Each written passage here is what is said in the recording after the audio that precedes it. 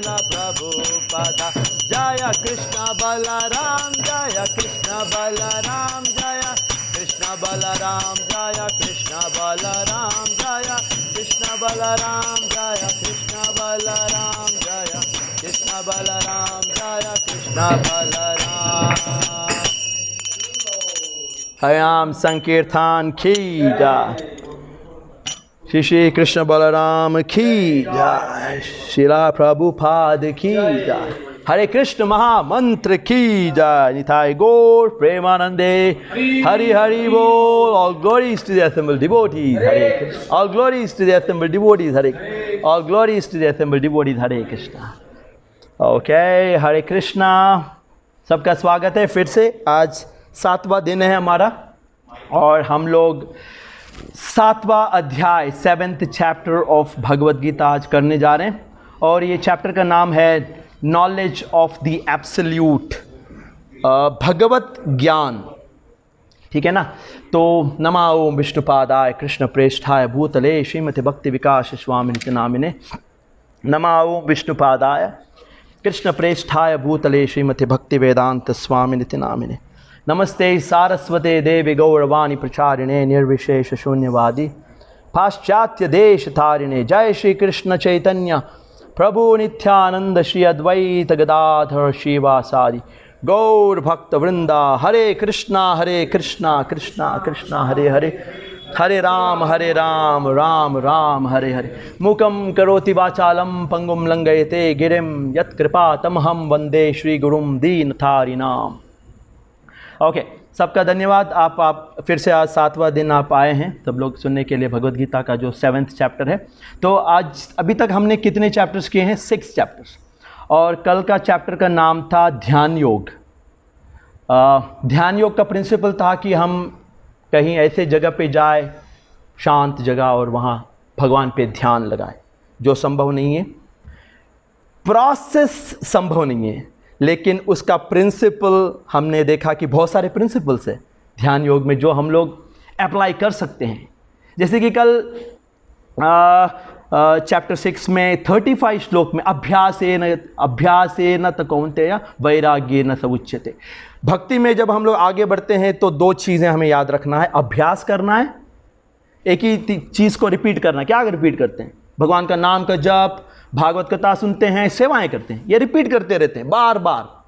ठीक है. एक है वैराग्य का मतलब है भगवान को जो अनुकूल है वो करते हैं और भगवान को जो अनुकूल नहीं है वो नहीं करते. ये प्रैक्टिस और डिटैचमेंट बोलते हैं. और एक है, हमने कल ये भी सुना, युक्ताहार विहारस्य युक्त चेतस्य कर्मसु. ये क्या है? सिंपल रखो. भक्ति में आगे बढ़ने का बहुत सिंपल फॉर्मूला क्या है पता? लाइफ को सिंपल बनाओ. सारे चीज़ों को लाइफ में सिंपल बनाओ तो भक्ति आसानी से होगा. जल्दी से सो जाओ, जल्दी से उठ जाओ, सिंपल खाओ, ये सारे सिंपल चीज़ें. और एक है शनेर उपरमेद बुद्ध्या धृति गृहीतया. पेशेंस बहुत इंपॉर्टेंट है. भक्ति कर रहे हो तो इमीडिएट रिजल्ट एक्सपेक्ट मत करो, धैर्य रखो.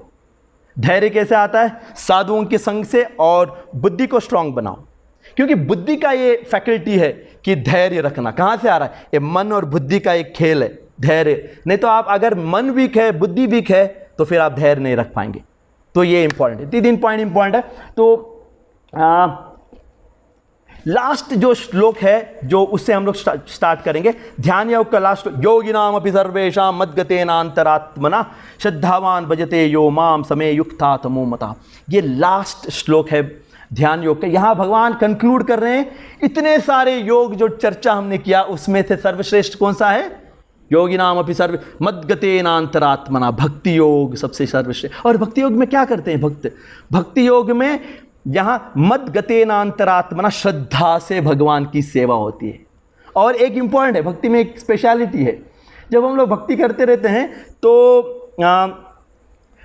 श्रद्धावान युक्ततम एक चीज़ होता है भक्ति में, वो हम ये होता है कि भक्ति जब हम लोग करते रहते हैं बहुत प्रयास के साथ, श्रद्धा के साथ, तो हम लोग भगवान से आसक्ति होता है.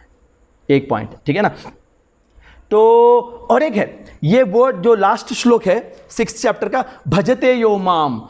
श्रद्धा से भगवान की सेवा. और सेवा का मतलब क्या है? भक्ति का मतलब अगर आप एक वर्ड में डिफाइन करोगे भक्ति को तो क्या डिफाइन करोगे? भक्ति को एक वर्ड में, एक वर्ड में अगर भक्ति को भक्ति एक वर्ड ही है, लेकिन आप उसको और सिंप्लीफाई कर और एक वर्ड में भक्ति को तो क्या बोलोगे? भक्ति का मतलब सेवा। अगर आप भक्ति को दो वर्ड में अगर आप डिफाइन करोगे तो क्या होगा? भक्ति को एक वर्ड में सेवा कहा गया है, एक ही बात है, भक्ति सेवा एक ही। दो वर्ड में अगर भक्ति को बोलना है तो क्या बोलोगे? श्रवणम कीर्तनम, क्योंकि सेवा में सबसे सर्वश्रेष्ठ सेवा क्या? श्रवणम कीर्तनम विष्णु स्मरणम पाद सेवनम अर्चनम वंदनम दास्यम सख्यम आत्मनिवे। फर्स्ट टू है श्रवण कीर्तन, भगवान के बारे में सुनो, वो भक्ति का सबसे पावरफुल टेक्निक है, सेवा है ये, भगवान के बारे में सुनना। सुनने के बाद हम लोग क्या करते हैं? भगवान के बारे में कीर्तन करते हैं, हरे कृष्णा कृष्णा कृष्णा हरे हरे, हरे राम हरे। तो ये मेन अब पार्ट्स है भक्ति के। तो मैं इतने बार बोल रहा था लास्ट 6 क्लासेस में कि सेवा है सबसे इंपॉर्टेंट सेवा। जो नए लोग भी आते हैं तो उनको हम लोग भगवान के बारे में सुनने को कहते हैं पहले आते ही, और फिर हम लोग बोलते हैं कि भगवान का नाम का जप करो, वो आसान से। तो इससे क्या होगा पता है? जब ये दोनों करते हैं तो भगवान से आपको आसक्ति हो जाएगा, और फिर बोलोगे कि मैं अब क्या करूं भगवान के लिए? झाड़ू मारूं क्या भगवान के लिए? करो। भगवान के लिए कुछ कुकिंग करना है, कुकिंग करो। तो भगवान के लिए डोनेशन देना है, दे दो, क्योंकि ये श्रवण कीर्तन से ही आ रहा है। जब श्रवण कीर्तन अच्छे से होगा ना तो अलग अलग आपका शरीर को भी भगवान की सेवा में लगाने का इच्छा होगा, आपके मन को भी लगाने का, आपके बुद्धि को, सारे चीज़ों को धीरे धीरे आप लगाते रहोगे।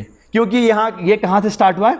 श्रवण और कीर्तन। तो यही लास्ट श्लोक में 6.47 में भगवान बोल रहे हैं श्रद्धा से भक्ति करता है, इसका मतलब है श्रवण कीर्तन सबसे इंपॉर्टेंट। ओके, तो आज का जो चैप्टर है उसका नाम है भगवत ज्ञान।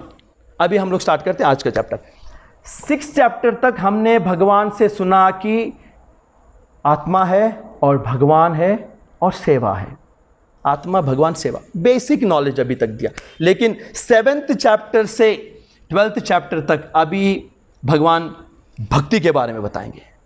क्योंकि हमने अभी तक क्या किया? कर्म योग किया, ज्ञान योग लिया और फिर ध्यान योग। तो अभी भक्ति क्या है पता है? अगर आप कर्म योग, ज्ञान योग और ध्यान योग को मिलाएंगे तो क्या मिलेगा आपको? भक्ति योग। ये कर्म योग, ध्यान योग सबका मिक्सचर है, सबका एंड रिजल्ट है। एक्चुअली योग का मतलब एक ही है, भक्ति योग है, जो लास्ट में आता है।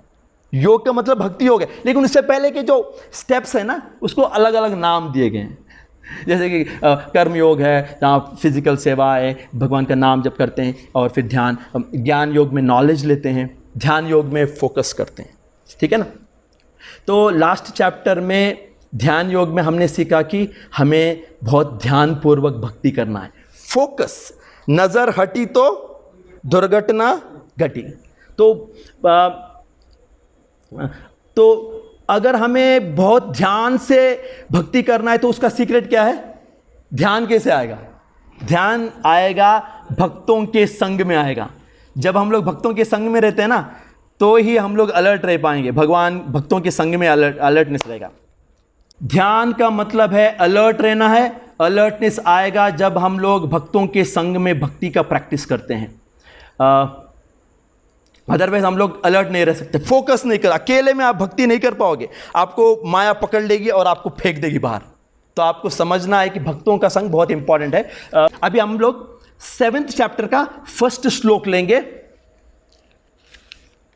7th चैप्टर का फर्स्ट श्लोक, श्री भगवान उवाच मय्यासक्त मनः पार्थ योगम युञ्जन्मदाश्रया असंशयं समग्रं मां यथा ज्ञास्यसि तशृणु। भगवत ज्ञान है ये चैप्टर का नाम। भगवत ज्ञान का मतलब है, भक्ति का मतलब ये है कि भगवान है, भक्त है और सेवाएं हैं। और भगवत ज्ञान का मतलब भी यही है।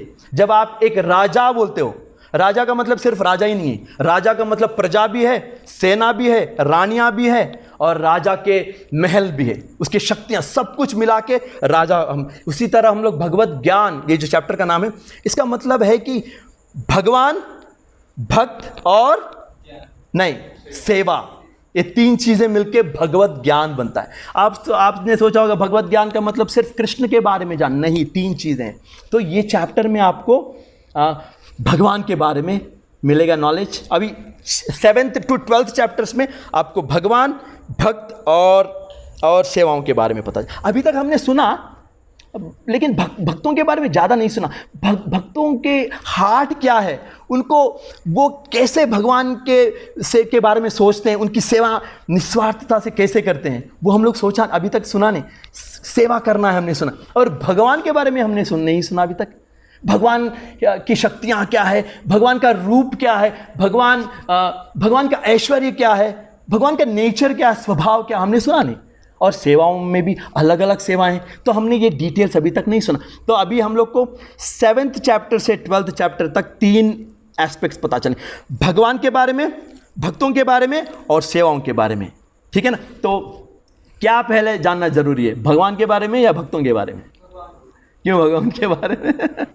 जैसे कि आप एक रूम में हो और रूम में अंधेरा है, तो आप अपने आप को भी नहीं देख सकते। हम लोग अंधकार में हैं, संसार में हैं, हम लोग पता नहीं चल रहा क्या चल रहा है, आप अपने आप को ही पहचान नहीं पा रहे हो, तो आपको अपने आप को पता करना मुश्किल है। लेकिन रूम के अंदर आपने लाइट डाल दिया, लाइट के कारण आप खुद को देख रहे हैं और सारा कुछ दिख रहा है। उसी तरह लाइट है भगवान और रोशनी है। रोशनी के अंदर से एग्जाम्पल है कि भगवान को अगर आपने जान लिया तो खुद को भी जानना जरूरी है। तो पहले हम लोग किनको जानेंगे इस चैप्टर में? भगवान को। फिर उसके बाद बहुत अलग चीज़ें भी बताई गई है चैप्टर में, जैसे कि वो हम लोग डिस्कस करेंगे। तो भक्ति योग का मतलब है भगवान, भक्त और सेवाएं। ओके, तो ये जो फर्स्ट श्लोक है, यहाँ भगवान बता रहे, मयि आसक्त मनः पार्थ योगम युञ्जन मदाश्रया असंशयम समग्रम माम। तो पहला चीज़ है ये चैप्टर का आसक्ति। भक्ति करते ही हमें भगवान के प्रति आसक्त है, क्योंकि हम लोग सेवा कर रहे हैं ना भगवान की, भगवान का श्रवण कर रहे हैं, कीर्तन कर रहे हैं, तो हमें भगवान की आसक्ति होगी। तो भगवान को जानने का एक ही तरीका है, भगवान से आसक्त हो जाओ। जैसे कि हम लोग टीवी में एडवर्टाइजमेंट्स देखते हैं, बार बार दिखाते हैं, तो आसक्त हो जाते हैं, फिर उनको खरीदने का मन करता है। उसी तरह हमें श्रवण कीर्तन ये सेवाएं क्या करते हैं, भगवान से आसक्त। तो प्रिंसिपल क्या है, अगर भगवान को समझना है, भक्ति में आगे बढ़ना, भगवान से आसक्त हो जाए। इसलिए पहला वर्ड क्या आ रहा है, मयि आसक्त मनः पार्थ। भक्ति का सूत्र है आसक्ति। तो ये मेन पॉइंट यहाँ पे है जो हमें समझना है। तो और एक वर्ड है इसमें कि भगवान आसक्ति है, और एक पॉइंट ये भी है कि भक्ति कहाँ से स्टार्ट होता है, फर्स्ट स्टेज क्या है, फर्स्ट स्टार्टिंग पॉइंट क्या है भक्ति का? श्रद्धा, फेथ से ही स्टार्ट होता है। लेकिन फेथ आता कहाँ से है? क्योंकि ये स्टार्टिंग पॉइंट आसक्ति है।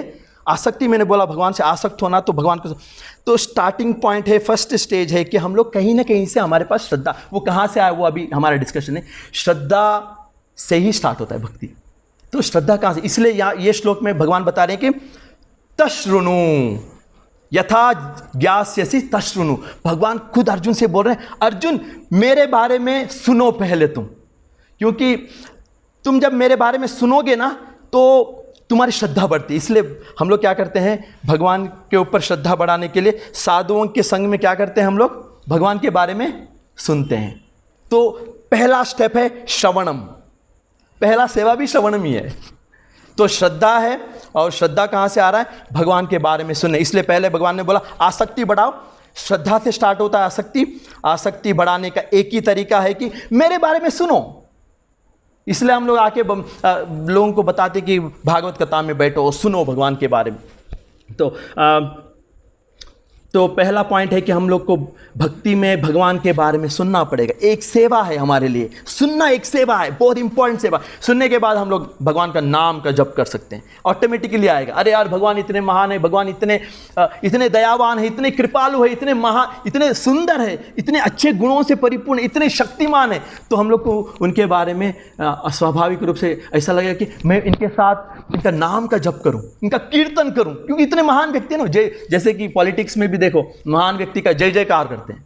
हम लोग भी भगवान के बारे में जब सुनने लगते हैं ना, तो उनसे आसक्त होते हैं। फिर हमारा मन करता है कि उनके बारे में गुणगान करें और 10 लोगों को बोले भी। अरे यार ऐसे व्यक्ति है भगवान कृष्ण, मैंने सुना है भगवान के बारे में। तो ये पहला स्टेप। तो पहला स्टेप है कि श्रद्धा, साधुओं के संग में भगवान के बारे में सुनो, श्रवण करो। ओके, लेकिन अभी नेक्स्ट श्लोक में, अभी सबको ध्यान से सुनना है, 7.3 में ये बहुत इंपॉर्टेंट पॉइंट आ रहा है कि मनुष्यानाम सहस्रेषु कश्चिद यतति सिद्धये यततामपि सिद्धानाम कश्चिन्मयं वेति तत्वः। लेकिन भगवान बता रहे हैं कि इतने सारे मनुष्य जो इस संसार में है, लेकिन सारे लोगों को मेरे प्रति आसक्ति नहीं है। मनुष्यानाम सही, out of many thousands of many one Endeavour for perfection but people. इसका मतलब यह है कि हजारों लाखों करोड़ों मानव जन्म में है, हर कोई भगवान को समझने की कोशिश कर रहा है, प्राप्त करने की, लेकिन हर कोई प्राप्त नहीं कर पा रहा है। मुश्किल है ये। तो हजारों लोग में सारे लोग आत्मा क्या है, ये संसार क्या है, भगवान क्या है, समझने की कोशिश कर रहे हैं। कैसे समझ रहे? थोड़े लोग ज्ञानी है, थोड़े लोग योगी है, तो अलग अलग, थोड़े लोग देवी देवताओं की उपासना कर रहे हैं। हर कोई चाहता है कि मैं भगवान को समझूं, लेकिन यहां भगवान बता रहे हैं कि मनुष्यानाम सहस्रेषु, हजारों लाखों करोड़ों लोगों में बहुत कम लोग ये भगवान मेरे को समझ पा रहे हैं, मेरे को समझ नहीं पा रहे हैं लोग। तो इसका कारण क्या है? बहुनाम जन्मनाम अन्ते ज्ञानवान माम प्रपद्यते वासुदेव सर्वमिति सुमहात्मा सुदुर्लभा। कई जन्मों के बाद, कई प्रयास के बाद भी भगवान को समझ नहीं पा रहे लोग। पहले तो भगवान ने बोला कि मेरे से आसक्त हो जाओ, साधुओं के साथ रह के मेरे बारे में सुनो और तुम मेरे जानो। लेकिन नेक्स्ट श्लोक में बोल रहे कि करोड़ों जो आत्मा है मुझे जान नहीं पा रही है। प्रोसेस बताने के बाद बोल रहे बहुत मुश्किल भी है समझना। क्यों? ये पॉइंट अभी हमें समझना है। ये इसका कारण क्या है कि कई लोग ट्राई कर रहे हैं, ज्ञानी लोग भी ट्राई कर रहे हैं, योगी लोग भी ट्राई कर रहे हैं, कई तरह के आध्यात्मिक चिंतन कर रहे हैं, लेकिन भगवान समझ नहीं आ रहे। इसका कारण क्या है? अगर आपने सोचा तो इसका आंसर क्या मिलेगा? एक ही कारण हो सकता है कि वो उनको समझ में नहीं आ रहा है प्रयास के बाद भी। इसका एक ही कारण क्या है पता है? जब तक आप एक वैष्णव का संग नहीं मिलेगा ना, तो आप नहीं समझ सकते। इसका मतलब है सीक्रेट क्या है पता है? किसी ना किसी तरह से जब मनुष्य जन्म मिलता है और आप चाहते हो कि भगवान को समझे, तो आपको किसी ना किसी तरह से एक भक्तों के साथ संग लेना पड़ेगा। हरे कृष्ण। तो पॉइंट यह है कि ये क्रिटिकल पॉइंट है कि हमें मानव जन्म मिलने से काफी नहीं है कि हम लोग हाँ ठीक है मैं प्रयास कर लूंगा, मैं समझ लूंगा। लेकिन पॉइंट यह है कि क्या आपको साधु का संग मिला क्या? क्योंकि एक साधु ही आपको भगवान दे सकता है। ये जो डिपार्टमेंट है भगवान को आपको देने का, वो भगवान का डिपार्टमेंट नहीं है। आप भगवान के पास जाओगे और बोलोगे कि मुझे आपको समझना है, तो भगवान बोलेंगे ये मेरा डिपार्टमेंट नहीं है, मैंने ये डिपार्टमेंट किसी को आउटसोर्स किया है। कौन है वो डिपार्टमेंट? किसके पास है वो डिपार्टमेंट? वो भक्तों के पास। भगवान खुद को भी अपने भक्तों के द्वारा देते हैं। तो ये समझना है, मनुष्य जन्म प्रयास किसी से नहीं होना है। साधु का संग जब तक नहीं मिलेगा ना, तो भगवान यहां बता रहे हैं कि करोड़ों मनुष्य जन्म लेने के बाद भी जब तक साधु का संग नहीं मिलेगा, तो आप मुझे जान नहीं सकते। तो ये बहुत इंपॉर्टेंट। इसलिए आपको कल भी मैंने बताया था कि सबसे दुर्भाग्य की बात है कि आप वैष्णव का संग छोड़ दें। ठीक है ना, ये बहुत इंपॉर्टेंट। तो ये भगवान यहां बता रहे हैं। अभी नेक्स्ट, अभी हमने श्रद्धा के साथ साधुओं के पास भगवान के बारे में सुना, ठीक है ना, साधुओं का संग ले लिया। तो जब साधुओं का संग ले लिया और हम भगवान के बारे में सुन रहे हैं, मैंने जैसे कि ये चैप्टर में बताया कि ये चैप्टर में भगवान के बारे में नॉलेज है। तो श्लोका नंबर 7.4 to 12 में भगवान अपने बारे में, क्योंकि हम लोग साधुओं के संग में भगवान के बारे में सुन रहे हैं, तो क्या सुन रहे हैं? भगवान के बारे में सुन रहे हैं, लेकिन क्या सुन रहे हैं भगवान के बारे में? तो यहां भगवान बता रहे हैं क्या सुन रहे हैं। तो 7.4 में मैं आपको बहुत इंपॉर्टेंट पॉइंट्स बताऊंगा अभी। भूमिरापो नलो वायु कम्मनो बुद्धिरेव च अहंकार इति यम्मे भिन्ना प्रकृतिम अष्टधा। भगवान बोल रहे हैं देखो, हम लोग क्या डिस्कस करते हैं?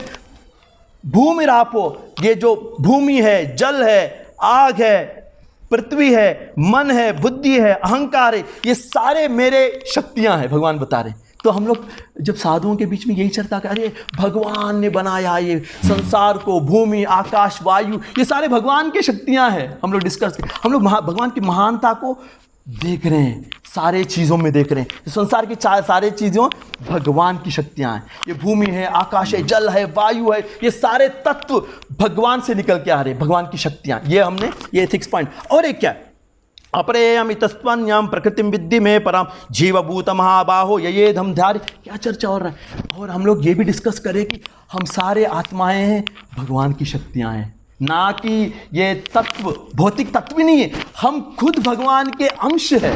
ये भी हम लोग डिस्कस, क्योंकि ये हमें ज्ञान मिल रहा है तो हम लोग आपस में डिस्कस कर रहे हैं, साधुओं के बीच में, वैष्णवों के बीच में चर्चा हो रहा है, क्योंकि हम लोग आगे बढ़ना चाहते हैं, भगवान के बारे में और जानना चाहते हैं। और नेक्स्ट श्लोक बहुत इंपॉर्टेंट श्लोक है, ये है श्लोक नंबर 6.7।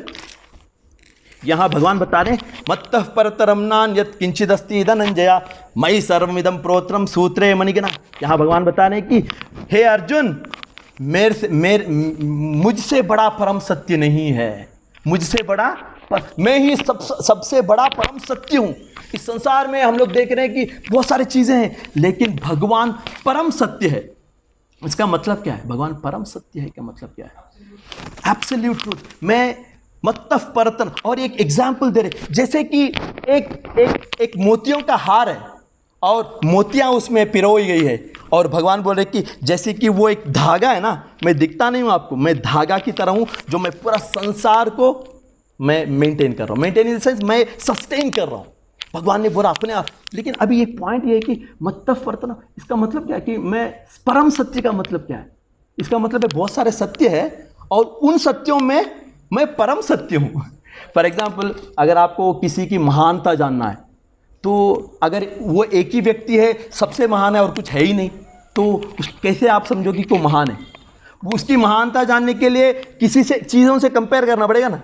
ऐसा बहुत सारी चीज़ें हैं, जैसे कि देवी देवता हैं, फिर ब्रह्मन है, परमात्मा है और भगवान कृष्ण है। यहाँ बोल रहे हैं ये सारे चीज़ें हैं, परमात्मा है, ये भौतिक संसार है, आध्यात्मिक जगत है, लेकिन सबसे टॉप मोस्ट कौन हूँ मैं। यहाँ ये बहुत इंपॉर्टेंट एक परपोर्ट में प्रभुपाद लिख रहे हैं कि there is no superior truth to the supreme person because he is super most. जैसे कि हम लोग कभी कभी देखते हैं कि ग्रेटेस्ट बोलते हैं। ग्रेट का मतलब है जो थोड़ा सा नीचे है, उससे बड़ा है, उससे सब टॉप में। यहाँ भगवान बोल रहे हैं कि मैं सुपर मोस्ट हूँ। इसका मतलब है कि इन संसार के महान व्यक्तियों को कंपेयर करने से मैं सबसे एक रिलेटिवली हमें समझा रहे, नहीं तो हम लोग को समझ नहीं पाएगा। डार्कनेस है तो ही लाइट का वैल्यू पता चलेगा ना। उसी तरह भगवान की ग्रेटनेस कब पता चलेगा, जब हम लोग, हमारे जैसे लोगों को अगर समझना है तो कोई नीचे की चीज़ से कंपेयर करना पड़ेगा। छोटी चीज़ है, फिर बोलेंगे इससे सबसे पावरफुल है भगवान। तो इसलिए भगवान यहाँ बता रहे मत्तः परतरम नान्यत् किंचिदस्ति धनंजय। ओके, तो हम लोग भगवान के बारे में सुन रहे। और नेक्स्ट श्लोक भी मैं पढ़ूंगा, बहुत इंपॉर्टेंट है कि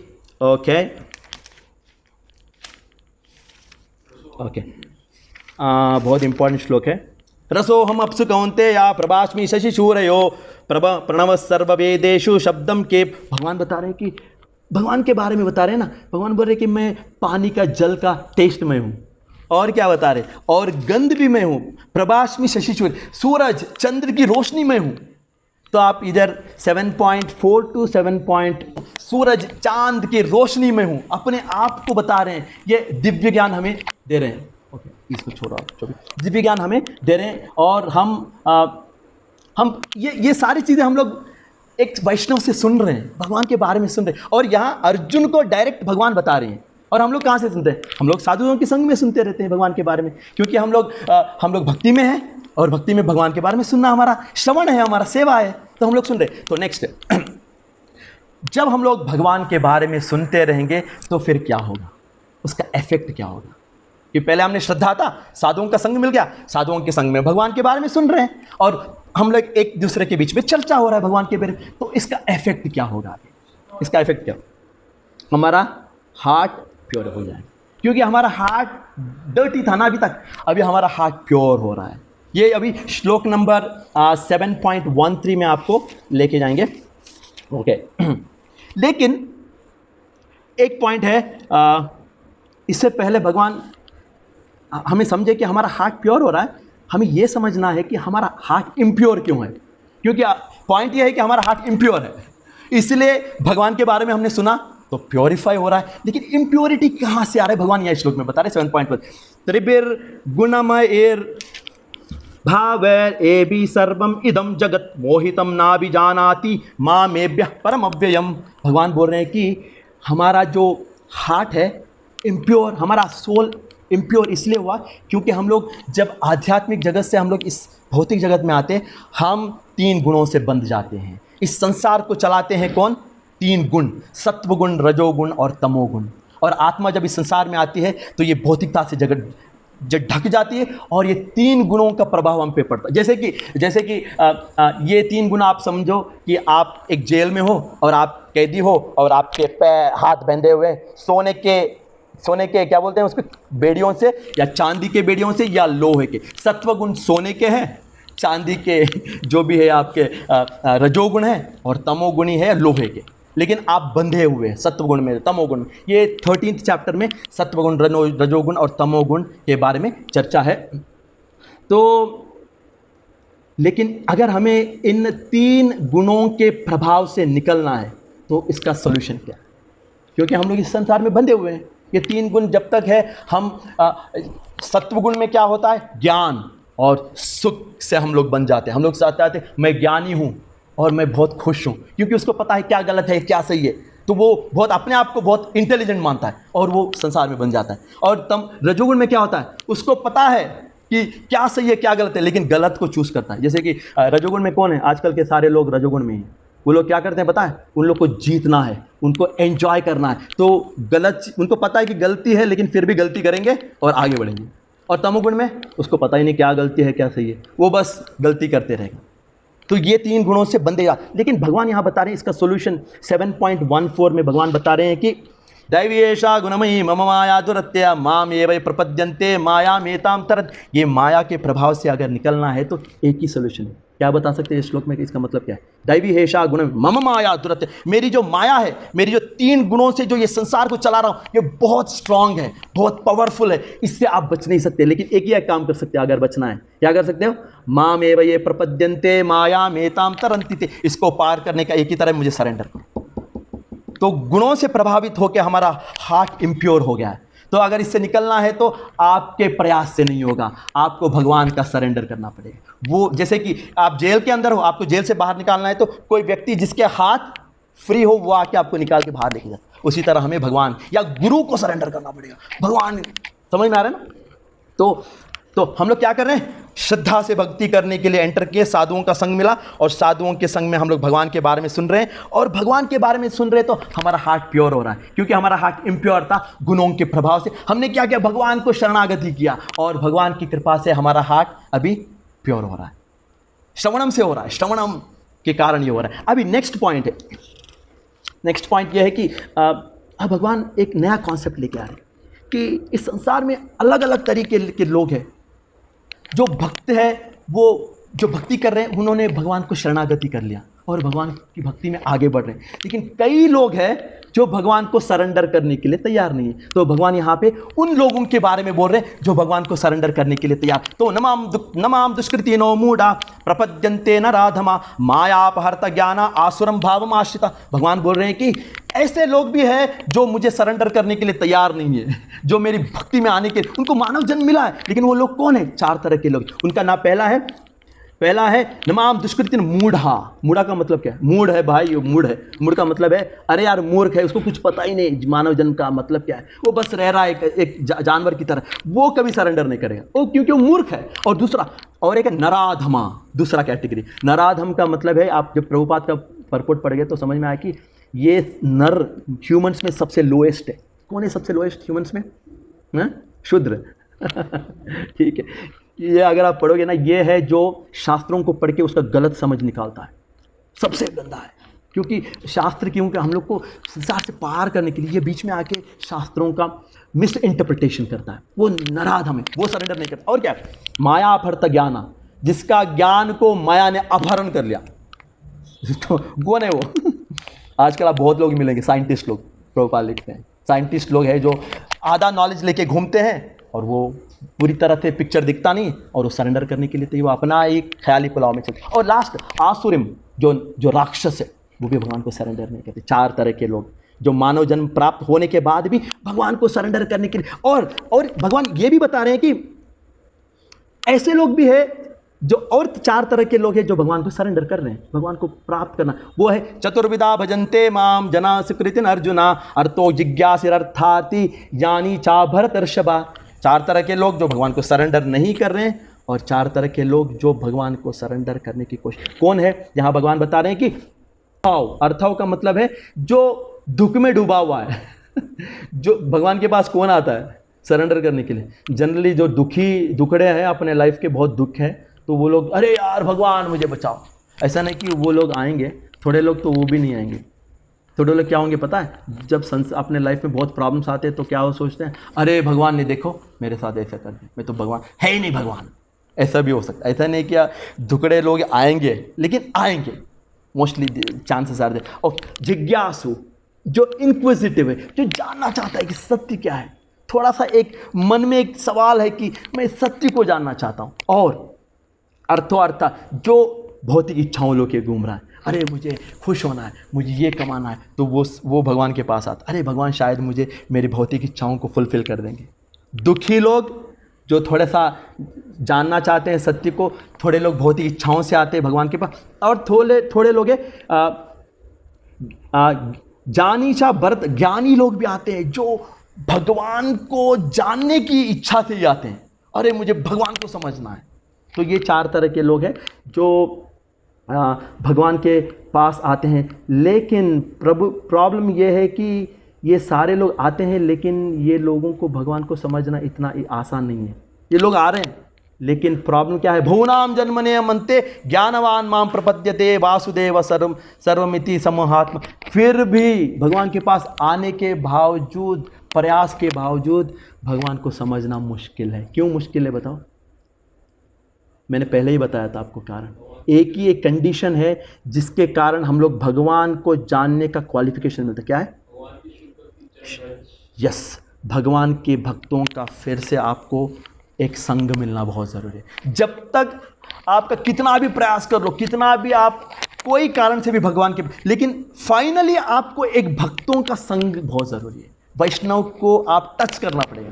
आप वो वैष्णव से कैसे टच में आ रहे हो, ये फिर नेक्स्ट क्वेश्चन है, कैसे आ रहे। लेकिन प्रिलिमिनरी कंडीशन यही है हमें, फिर से मैं यही बता रहा हूँ आपको कि श्रद्धा, साधु संग इंपॉर्टेंट है। बिना वैष्णव के कृपा के आप भक्ति में एंटर नहीं कर सकते। जैसे कि मैंने बताया, ये डिपार्टमेंट भक्तों का है। भक्तों का डिपार्टमेंट इसलिए कि भगवान भक्तों को क्रेडिट देना चाहते हैं। भगवान इतना लाइक करते हैं भक्तों को कि वो चाहते तो वो भी दे सकते हैं भक्ति को, लेकिन वो नहीं देंगे। वो क्रेडिट को किसको देना चाह रहे हैं? भक्तों को देंगे। तो 4 तरह के लोग हैं जो भगवान को सरेंडर नहीं करेंगे। मैंने डिस्कस 4 तरह के लोग हैं जो भगवान को सरेंडर करने, भगवान को जानने के लिए आते हैं, और फिर फाइनली उनको जब साधुओं का संग मिलता है तो वो भक्ति में एंटर करते हैं। ये पॉइंट यही है कि साधुओं का संग। नेक्स्ट 7.2 में और एक श्लोक है, वो भी पढ़ दूंगा मैं। 7.2 में ये श्लोक है, कामेस्तैर्तैर्हितज्ञाना प्रपद्यन्ते अन्य देवता तम तम नियमम आस्थाया प्रकृताया नियतः सह। यहाँ भगवान बता और एक किस्म के लोग हैं जो काम का मतलब है भोगने की इच्छा से आते हैं, भोगने की इच्छा से आते हैं, और वो क्या करते हैं पता है? वो भगवान के पास नहीं आते हैं। वो हम लोग क्या डिस्कस कर रहे हैं? भगवान को सरेंडर की बात कर रहे हैं ना, सरेंडर। लेकिन थोड़े लोग हैं भगवान को सरेंडर नहीं करते, देवी देवताओं को सरेंडर करते हैं। तो भगवान बता रहे हैं, इनके बारे में भी चर्चा है। 7 पॉइंट और एक टाइप के लोग हैं। 7.24 में भगवान बता रहे हैं कि 7.24 में भगवान ये बता रहे हैं, अव्यक्तम व्यक्तिमापन्नम मन्यन्ते माम बुद्धया परम भाव मजानंतो ममाव्ययम अनुत्तमम।